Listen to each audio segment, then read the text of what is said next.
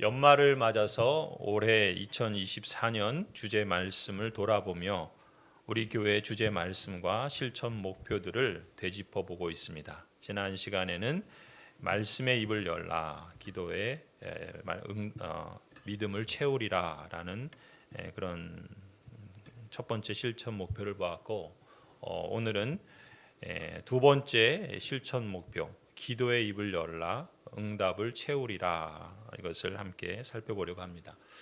여러분 어떠셨나요? 2024년 기도의 입을 많이 여셨습니까? 대답이 없으시네요. 예. 그러면 기도로 확인된 하나님의 응답을 잘 실감하셨습니까? 그런 분도 있고 또 아닌 분도 있는 것이다. 그렇게 생각해야 될 것 같습니다.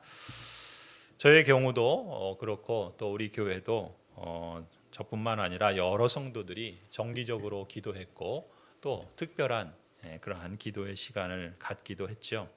주중에는 여러분 아시는 것처럼 매주 새벽 기도를 주중에 드리고 있습니다. 수요일 밤마다 수요 기도회를 드리고 있죠.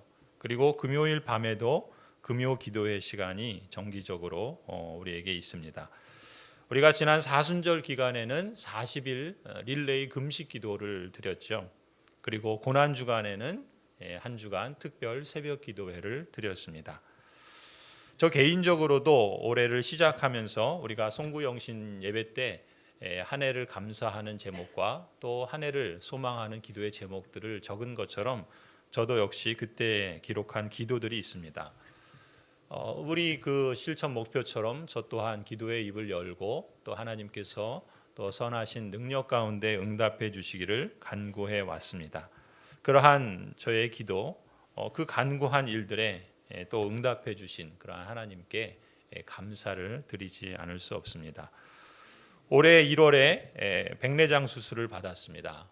그것을 위해서 기도하고 또 회복을 위해서 기도하면서 그때 저의 기도의 제목은 몸과 마음과 저의 생각까지도 늘 지켜주시기를 간구했는데, 돌아보면 제가 생각한 그 이상으로 좋은 결과들을 허락해 주셨다. 그래서 감사합니다. 또 큰딸 예진이를 위해서 기도한 제목처럼 6월에 은혜와 또 감사와 축복 가운데 결혼 예식을 또 토론토에서 잘 마칠 수 있어서 또 하나님께 감사하지 않을 수 없었습니다. 또 우리 막내 예림이가 이제 이번 가을에 졸업을 하고 학업을 잘 마무리할 수 있기를 위해서 기도했는데 또한 잘 마무리를 했고, 그리고 산학협동 코앞을 잘 감당한 것도 감사하고, 이제 졸업 이후에 합당한 취업의 문을 열어주시기 위해서 계속해서 저는 하나님이 행하실 일들을 또 기도하며 또 기다리고 있습니다. 또한 교회적으로도 참 많은 일들이 있었죠. 올해 4월에는 입당 감사 예배를 드렸습니다. 50주년 감사 그리고 임직 감사 예배를 드렸죠. 참으로 하나님께서 행하신 새 일들을 우리가 감사하고 찬양하는 그러한 귀한 시간이었다 믿습니다. 그리고 올해 예레미야 333 기도를 했습니다. 이 기도는 계속해서 하나님께서 행하실 일들을 기대하게 하고 또 계속해서 기도하는 제목 가운데 하나입니다. 또한 성도들을 위해서 저의 입을 열어서 드린 여러 도고 기도 가운데 하나님께서 예스로 응답해 주신 여러 일들이 있죠. 그래서 하나님께 감사하지 않을 수 없습니다. 여러 가지 많은 일들이 있었지만 그 가운데 7월에는 우리 다음 세대 민준이의 심장 수술을 위해서 저만이 아니라 많은 성도들이 합심해서 기도했는데 또 하나님께서 또 그 기도에 응답해 주셔서 감사하고, 또 우리 8월에는 우리 박성길 안수 집사님 간 이식 수술을 위해서 기도했는데 또 회복 중에 계셔서 감사하고, 또 계속해서 또 함께 예배드릴 그날을 하나님께서 또 허락해 주시기를 위해서 기도하고 있습니다. 내 입을 크게 열라, 내가 채우리라.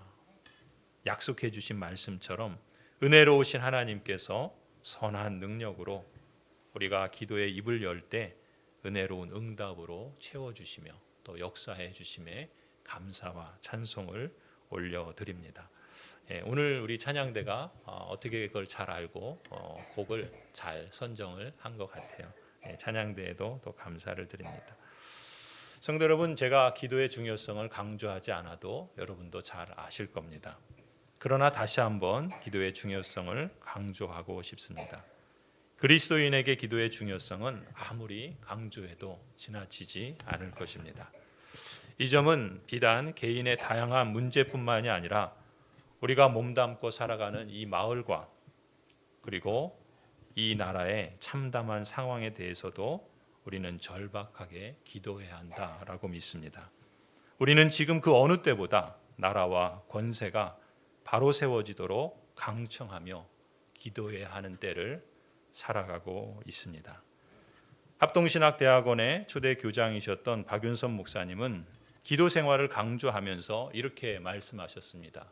돌아다니는 똑똑이가 되지 말고 기도하는 바보가 되라. 인간적인 수단을 동원해서 문제를 해결해 보려고 바삐 돌아다니는 것도 필요하죠. 그러나 한편으로 그리스도인으로서 우리는 바보처럼 보일지라도 하나님께 기도하는 것이 사실은 똑똑한 처신이라고 강조하셨던 겁니다. 성도 여러분, 기도는 하나의 행사가 아닙니다. 기도는 그리스도인 다음의 본질이지요. 여러분 한 사람 한 사람이 진정 그리스도인다운 삶을 살고자 한다면 기도하지 않고 성취할 수 없습니다. 만일에 여러분이 신자로서 기도하지 않았는데도 뭐가 잘 이루어지고 있다면 누군가 여러분을 위해서 기도하는 사람이 있어서 그 사람에게 여러분이 빚지고 있든지 아니면 하나님께서 오래 참으시고 긍휼을 베푸셔서 하나님께 속히 돌아오도록 기회를 주시는 겁니다. 그럼에도 불구하고 여러분이 계속 그 길을 간다면 그게 처음에는 좋은 것 같지만 대개 신앙이 병들기 마련입니다. 그건 결코 좋아할 일도 아니고 바람직한 일도 아니지요. 예전에 어떤 분이 이렇게 말하는 걸 들은 적이 있습니다. 하나님은 전지전능하신 하나님이시니 모든 것을 아시고 모든 것을 하실 수 있는 하나님 아니냐. 그러면 그런 하나님이 모든 것을 다 아신다면 내게 필요한 것도 아시고 또 내게 필요한 것을 다 하실 수 있는 분이신데 그렇다면 굳이 내가 꼭 기도를 해야 할 필요가 있느냐? 이런 질문이었습니다. 한편으론 일리가 있죠. 실제로 예수님도 이렇게 말씀하셨습니다. 마태복음 6장 8절에 하나님 너희 아버지께서는 너희가 구하기 전에 너희에게 필요한 것이 무엇인지 알고 계신다. 하나님이 다 아신다는 거예요. 우리가 구하기 전에 하나님께서 이미 알고 계신다는 겁니다. 그런데 그 다음에 예수님께서 뭐라고 하십니까? 아 그래, 그러니까 기도하지 않아도 된다. 이렇게 말씀하십니까? 9절 말씀을 보면 오히려 예수님은 이렇게 말씀하시죠. 그러므로 너희는 이렇게 기도하라 라고 말씀하십니다. 그렇죠. 하나님이 다 아실지라도 우리는 기도해야 하는 것입니다. 그것이 주님의 뜻이고 그것이 주님의 명령입니다. 그럼 왜 기도해야 할까요? 기도하라고 하시는 그 이유는 무엇일까요? 그 이유를 오늘 본문 에스겔서 36장에서 찾을 수 있습니다. 에스겔 36장은 이런 배경을 갖고 있습니다. 당시에 이스라엘은 남유다와 북이스라엘로 오늘 우리가 마주하고 있는 우리의 현실과 같은 분단된 그러한 나라 가운데 있었습니다. 그런다가 북이스라엘은 아시리아 제국에 의해서 멸망을 당합니다. 그리고 남유다 역시도 바벨론 제국에게 망해가는 그런 위기 상황이었습니다. 그러니 그 백성들의 현실이 어떠했겠습니까? 32절부터 기록된 말씀을 보면은 그 당시에 백성들의 형편이 어떠했는지를 짐작할 수가 있습니다. 나 주 하나님의 말이다. 이스라엘 족속아 너희의 행실을 부끄러워하고 수치스러운 줄 알아라. 나 주 하나님이 말한다. 내가 너희에게서 그 모든 죄를 깨끗이 씻어주는 날에는 너희의 성읍에도 사람이 살게 하며 폐허 위에도 집을 짓게 하겠다. 이전에는 지나가는 사람들이 황폐한 땅을 보며 지나다녔으나 이제는 그곳이 묵어 있지 않고 오히려 잘 경작된 밭이 될 것이다. 그래서 사람들이 말하기를 황폐하던 바로 그 땅이 이제는 에덴 동산처럼 되었고 무너져서 폐허와 황무지가 되었던 성읍마다 성벽이 쌓여 올라가서 사람 사는 땅이 되었다고 할 것이다. 이 백성들의 눈에 보이는 현실은 한마디로 부끄럽고 수치스러운 상황이었습니다. 그 성읍은 무너져서 폐허가 되어 있는데 경작할 땅도 황폐한 황무지로 전락했는데 마치 오늘 우리가 사는 이 나라의 황폐함과 폐허 같은 현실, 수많은 국민들이 느끼는 수치와 부끄러움이 이 구약 시대의 이 백성들에게도 앞서 있었던 것입니다. 이런 이스라엘 백성들을 향한 하나님의 뜻과 계획은 무엇이었을까요? 33절에 하나님께서 말씀합니다. 그 모든 죄악에서 정결하게 하겠다. 무너진 성읍에 다시 사람이 살게 하며 폐허 위에 다시 집을 짓게 하겠다. 그것이 하나님의 계획이었습니다. 35절에도 말씀합니다. 황폐하던 바로 그 땅이 이제 다시 에덴 동산처럼 재건되고 무너져서 폐허와 황무지가 되었던 성읍을 다시 쌓아 올려서 사람 사는 땅으로 바꾸시겠다. 이것이 하나님의 계획이고 하나님의 약속이었습니다. 에스겔 선지자는 이러한 하나님의 계획과 약속을 선포합니다. 그러나 이 선포를 듣는 이 백성들의 마음에는, 아니 그들의 눈에는 그것이 보이지 않았죠. 왜냐하면 이 약속과 계획은 당시의 수치스러운 상황과 폐허가 된 현실에서는 당장 눈에 보이지 않는 미래의 약속이었기 때문입니다. 그런데 놀라운 것은 그 약속을 반드시 현실이 되게 하겠다고 하나님께서 친히 말씀하시는 겁니다. 36절에 말씀하죠. 나 주가 말하였으니 내가 이룰 것이다. 하나님께서 친히 확고하게 단언하시는 겁니다. 내가 말했으니 내가 이루겠다 하시는 것입니다. 하나님께서 말씀하신 것을 반드시 이루시는 것을 우리는 믿지 않습니까? 그런데 여기서 우리가 특히 주목해서 봐야 할 내용이 이어지는 37절입니다. 새 번역에서는 이렇게 말합니다. 나 주 하나님이 말한다. 이제 나는 다시 한번 이스라엘 족속을 시켜서 내게 도움을 간청하게 하겠고 그들의 인구를 양떼처럼 불어나게 하겠다. 개역개정에서는 이 번역을 이렇게 새롭게 표현합니다. 주 여호와께서 이같이 말씀하셨느니라. 그래도 이스라엘 족속이 이같이 자기들에게 이루어 주기를 내게 구하여야 할지라. 나 주 하나님이 말한다. 무슨 얘기입니까? 내가 이루어 주겠다라고 36절에서 말씀하시는 것이죠. 내가 말하였으니 내가 친히 이루겠다라고 말씀하신 것을 이제 다시 한번 내가 다시 말한다. 강조하시는 것입니다.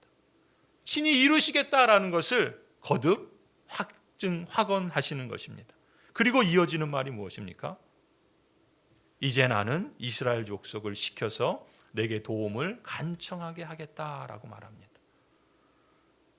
이 표현을 개역개정에서 보면은 그 어감이 어떤 상황인지 좀 더 확연히 알 수 있습니다. 이렇게 표현하고 있죠. 그래도 이스라엘 족속이 이같이 자기들에게 이루어 주기를 내게 구하여야 할지라.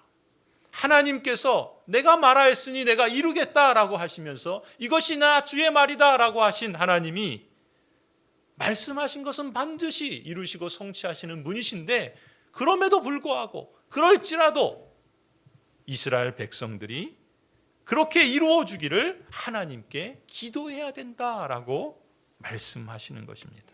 이것이 단서 조항이었던 것입니다. 내게 구하여야 할지라.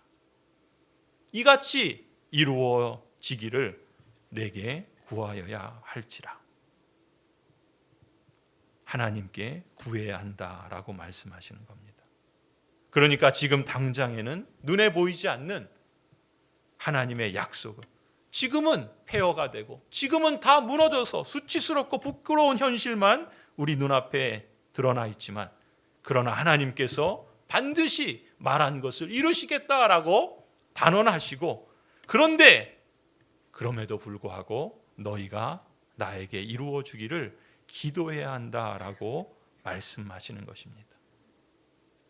지금 당장에 눈에 보이지 않는 하나님의 약속을 하나님께서 응답하셔서 눈으로 볼 수 있도록 현실로 확인시켜 주시는 전제 조건이 있는데, 그것은 바로 백성들의 기도라는 것입니다. 여러분, 눈을 감고 기도할 때 비로소 보이지 않던 것들이 보이는 응답으로 실감되는 것입니다. 여러분, 하나님께서 이렇게 하시는 의도가 무엇일까요? 37절 후반부에 이렇게 말씀하죠. 그들의 인구를 양떼처럼 불어나게 하겠다. 성회 때마다 거룩한 제물로 바칠 양떼가 예루살렘으로 몰려들듯이 폐허가 된 성읍들이 사람들로 가득 차게 하겠다. 폐허가 된 이 땅을, 수치스럽고 부끄러워서 얼굴을 들 수 없는 이러한 무너진 이 땅을 사람들로 가득한 성읍, 사람답게 살만한 그런 풍성한 축복을 실감하는 그러한 땅으로 바꾸시겠다라고 말씀하시는 겁니다. 그뿐만이 아니라 38절도 보세요. 그때야 비로소 그들이 내가 주인 줄 알 것이다. 궁극적으로 하나님의 의도는 너희가 나 여호와를 알라라고 하시는 이 복을 주시겠다는 의도인 것입니다. 성도 여러분, 성도에게 진정한 축복은 여호와 하나님을 아는 것이죠. 그 점에서 기도는 하나님과 인격 대 인격으로 만나고 사귀는 것입니다. 우리의 마음을 열고 우리의 영혼을 열고 하나님과 소통하는 것이죠. 그래서 기도가 깊어질수록 기도자는 하나님에 대해 더 깊이 알게 됩니다. 개인적으로 구주인 것을 알 뿐만 아니라 인격적으로 소통하시는 신적 존재인 걸 알 뿐만 아니라 사회적으로 정의와 평화를 사랑하시는 분인 걸 알고, 국가적으로 나라와 권세 위에 계신 분이신 것을 알고, 진정한 주권자이심을 인정하고 받아들이는 실천이 바로 성도의 기도라는 것입니다. 기도하는 사람은 점점 더 하나님의 마음을 느끼게 되고 하나님의 성품을 닮아가고자 힘쓰며 하나님의 그 정의와 평화를 사랑하시는 그 성품을 따라서 개인적으로나 사회적으로도 주권자이신 하나님의 다스림과 통치에 참여하고자 할 것입니다. 예수님께서 아버지께서 내 안에, 내가 아버지 안에 있다 하신 말씀이 바로 이런 깊은 사귐을 두고 하신 말씀이죠. 또 하나, 그래도 우리가 기도해야 할 것이라 라고 말씀하시며 우리가 우리 입을 열어서 기도해야만 하는 이유와 그 의도는, 여러분, 우리가 하나님께 우리의 사정과 형편을 알려드릴 때까지는 하나님이 그걸 모르시기 때문에 그렇다는 것은 아닙니다. 또 하나님이 인색한 분이셔서 하나님이 설득될 때까지는 전혀 응답해 주시는 것을 썩 내키지 않는 그런 분이기 때문도 아닌 것입니다. 우리가 기도해야 하는 정말 중요한 이유는 하나님께서 주실 준비가 돼 있느냐 아니냐, 그것이 아니라 우리가 받을 준비가 돼 있느냐 아니냐, 바로 여기에 달려 있다는 것입니다. 기도는 이런 맥락에서 우리가 하나님을 설득하는 게 아니에요.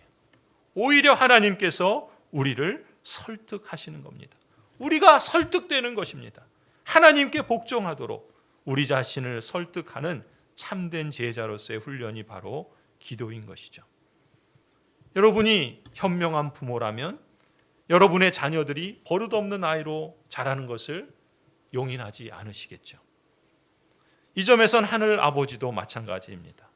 아버지는 그저 우리가 원하든 원하지 않든, 준비가 되어 있든 되어 있지 않든 그냥 무대뽀로 우리에게 선물을 무턱대고 쏟아 부어주시는 분이 아닙니다. 오히려 하나님은 우리가 우리의 필요를 인식할 뿐만 아니라 겸손하게 하나님께 의지할 때까지 기다리시는 분입니다. 그렇기 때문에 예수님은 우리에게 구하라 말씀하시는 거죠. 그리하면 너희에게 주실 것이다 라고 말씀하셨습니다. 반대로 야고보서 4장에서는 뭐라고 말씀합니까? 너희가 얻지 못함은 구하지 아니하기 때문이다 라고 말씀합니다. 여러분은 욕심을 부려도 얻지 못하면 살인을 하고 탐내어도 가지지 못하면 다투고 싸웁니다.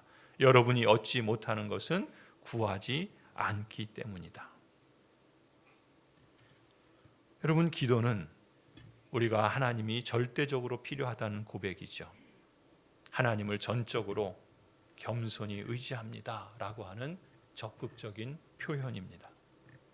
하나님 아버지를 진정으로 아버지로서 인정하고 높이고 알아가는 가장 실제적인 행위가 바로 우리의 기도인 것입니다. 하나님 아버지는 자녀인 여러분이 이것을 배우기를 원하시는 것이죠. 하나님의 자녀로서 여러분이 이것을 배웠는지 못 배웠는지 확인하는 증거가 바로 기도의 실천인 것입니다. 성도 여러분, 여러분이 눈을 감을 때 비로소 보이는 세계로 들어가게 될 것입니다. 여러분이 입을 열 때 비로소 하나님의 응답을 확인하는 체험을 갖게 될 것입니다. 이것은 참으로 신비롭고 어찌 보면 신나는 여정이라 할 수 있습니다. 이 여정에 여러분의 시간을 할애해 보시기를 바랍니다. 여러분, 기도는 그저 하나의 이벤트성 행사로 전락해서는 안 됩니다. 이것만큼 안타까운 일도 없어요. 기도는 이벤트가 아니라 우리의 삶의 일부고 우리의 일상이어야 합니다. 하지만 때로는요, 우리는 작정해서 기도할 필요도 있습니다. 저는 지금이 바로 기도해야 할 때라고 믿습니다. 개인적으로도 그렇고 가정적으로도 그렇고 우리 마을의 상황과 형편을 위해서도 그렇고 이 나라와 이 민족을 위해서도 어찌 보면 바보처럼 기도해야 할 때라고 믿습니다. 여러분들의 삶의 현실이 그 어느 때보다 더 기도가 필요하다는 것을 목사로서 이런저런 소식들을 들을 때마다, 급박한 전화를 받고 어려운 형편에 대한 이야기를 들을 때마다 기도하지 않을 수 없음을 절감하게 됩니다. 그저 새벽에 기도하시는 몇몇 분만으로 부족하다는 것을 절감하게 돼요. 혼자 기도하는 것도 좋지만 두세 사람이 합심해서 또 릴레이로 기도하는 것도 좋다고 봅니다. 어쩌면 지금은 기도만이 아니라 금식을 하면서라도 나라와 국민 주권을 위해서 기도의 불을 붙여야 할 때라고 믿습니다. 지금은 특별한 계기를 마련해서라도 매일 하나님 보좌 앞으로 들어가는 것이 절실한 때라고 믿습니다. 여러분, 성탄절을 맞이합니다. 성탄은 하늘에는 영광이요 이 땅에는 참된 평화, 참된 샬롬을 가져다 주시는 구주 예수 그리스도의 나심을 축하하는 때입니다. 우리는 이 성탄의 계절을 살아가며 그 그리스도께서 이 땅, 이 나라에 오셔서 참된 평화와 참된 샬롬을 가져다 주시기를 갈망하며 의지적으로라도 기도해야 할 때라고 믿습니다. 피곤하고 힘들기 때문에 이번에는 쉬어야겠다, 이런 마음을 가지는 것이 아니라 오히려 내 힘으로 그만큼 감당하기 어려울 정도로 피곤하고 힘들기 때문에 하나님께 작정하고 맡겨야겠다, 이런 마음을 가지시기를 바랍니다. 내 삶에 불쑥불쑥 찾아오는 어떤 어려움과 위기가 마치 불청객처럼 찾아오기 때문에 내가 어찌해야 되나 두려워하거나 주저앉지 말고 오히려 무릎을 꿇고 하늘을 향해 두 손을 올려야 할 때라고 봅니다. 오랫동안 묻어두고 그냥 시간이 지나면 해결되겠지, 꾹꾹 눌러왔던 그런 문제들도 이제는 골방으로 들어가서 은밀한 중에 보시는 하나님께 쏟아놓으시기를 바랍니다. 사랑하는 남편이나 아내를 위해서, 소중한 자녀나 가족들을 위해서 그들을 그리스도에게 인도하기를 원하십니까? 그렇다면 여러분이 먼저 믿음으로 여러분의 입을 여시기 바랍니다. 약속의 땅 가나안에 도달하기 위해서 여호수아와 제사장들이 집어삼킬 듯이 넘실거리는 요단강에 발을 한 걸음 떼어야, 일단 그 발을 믿음의 도전으로 그 넘실거리는 요단강에 들여놓아야 그때 하나님이 역사하신 것을 경험한 것처럼 여러분 주님과 함께 한 걸음 여러분의 발을 내딛는 시도를 해보시기 바랍니다. 그리스도의 이름으로 모이고 함께 기도하는 교회의 기도에 하나님은 응답하십니다. 여러분이 간절히 기도할 때, 지속적으로 기도할 때, 금식하며 기도할 때 하나님은 들으십니다. 그 아들을 아끼지 않으시고 여러분을 위해서 내어주신 하나님 아니십니까? 하나님께서 당신의 이름과 당신의 영광을 위해서라도 당신의 백성들이 기도하는 그 간구에 응답해 주실 것입니다. 그래도 내게 구하여야 할지라 하나님의 마음과 그 의도를 여러분이 여러분의 마음과 입에 담아 두시기를 바랍니다. 기도를 통해서 새 일을 행하시는 하나님을 바라보시기를 권해드립니다. 기도를 통해서 하나님과 깊은 사귐의 시간을 가져보시고 기도를 통해서 원하는 소원 성취 그 이상의 하나님을 절대적으로 신뢰하고 의지하고 더 나아가 성숙한 신앙의 진보를 이루어 가실 수 있기를 바랍니다. 우리 마을을 위해서, 우리 마을의 상생과 번영을 위해서, 황폐한 이 땅, 이 나라의 정의와 평화가 입맞추는 그날을 위해서 여러분의 입을 열고 하나님의 능력과 주권을 확인하는 응답의 축복을 실감하시기를 간절히 축원합니다. 기도하시겠습니다.